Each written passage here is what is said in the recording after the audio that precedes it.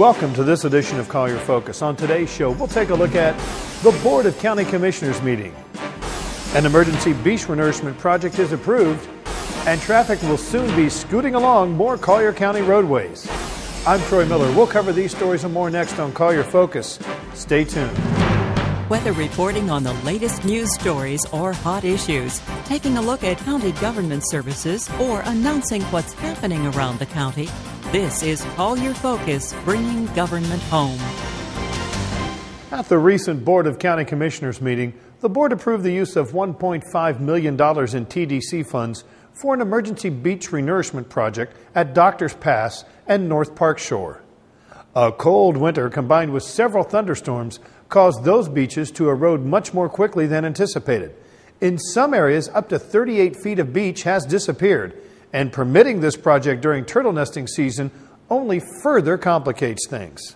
We want to renourish all the beaches all at once, but it really is dependent upon when we can get a biological opinion, which will allow us to put sand on the beach during turtle nesting season.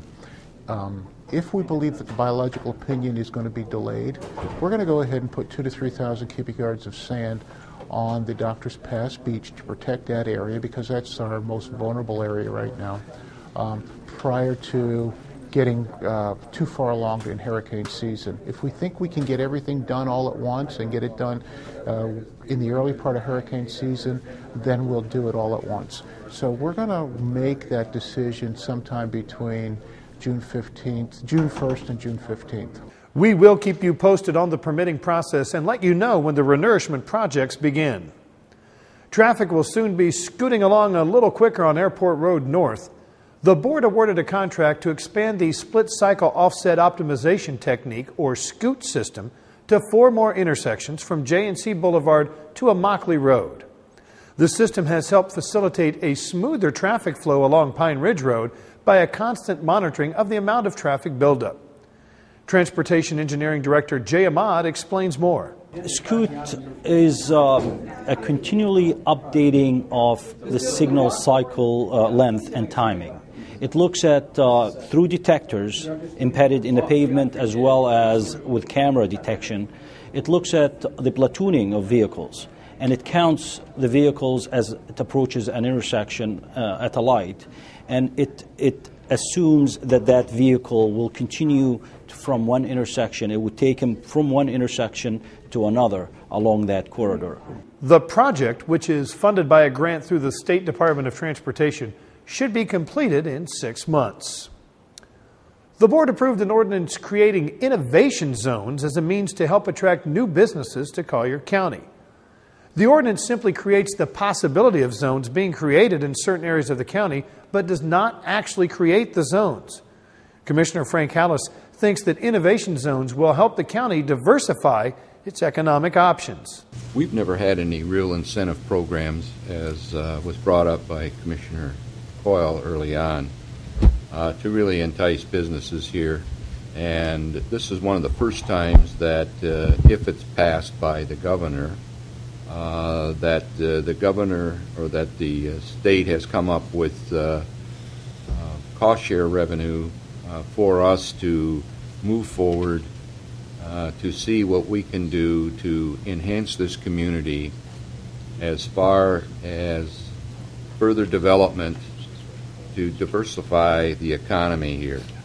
The landowner and business must file an application in order to establish an innovation zone, and then it would have to be approved by the county. On the consent agenda, a recommendation was approved that Collier County remain part of a lawsuit against online travel companies like Expedia, Travelocity, and others. Monroe County filed the class action suit seeking to recover unpaid tourist tax on hotel rooms.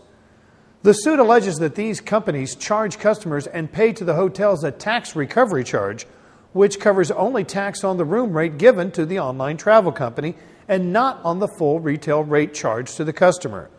We spoke to Tourism Director Jack Wirt about the lawsuit. The lawsuits, and most of them that we've seen around the country, and I believe including this class action suit, is looking for past as well.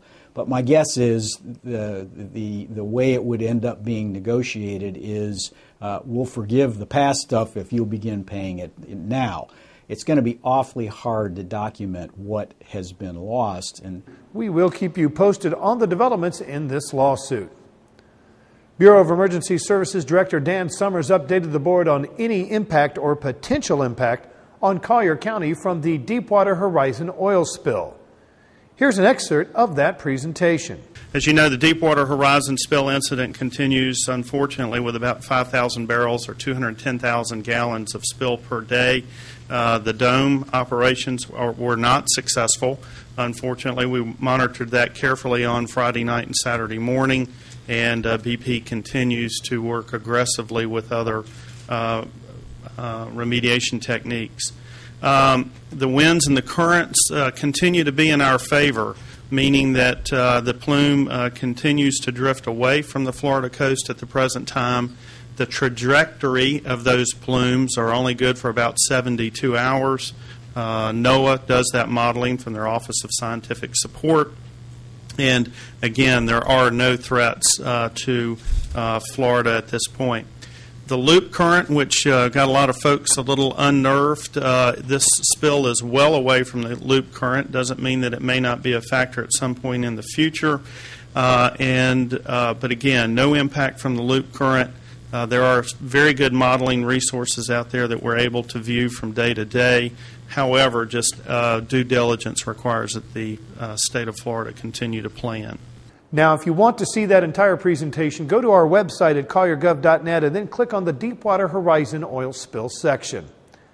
Well, it's time for a break. When we come back, new public trash compacting trash cans may be popping up at county sites.